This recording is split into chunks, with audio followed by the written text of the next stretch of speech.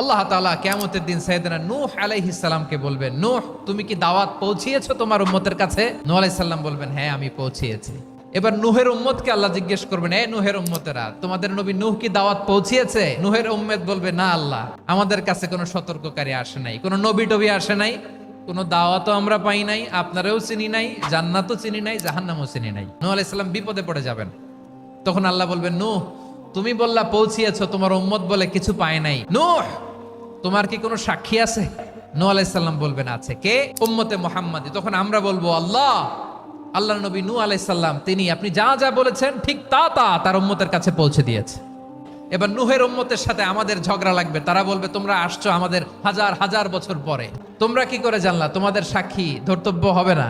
আমরা বলবো, আমাদের কোরআনে তোমাদের নবীর কথা আল্লাহ আমাদেরকে জানিয়েছেন, দিন রাত এক করে তোমাদের কাছে তিনি দাওয়াত পৌঁছেছেন, তোমরা কানের মধ্যে হাত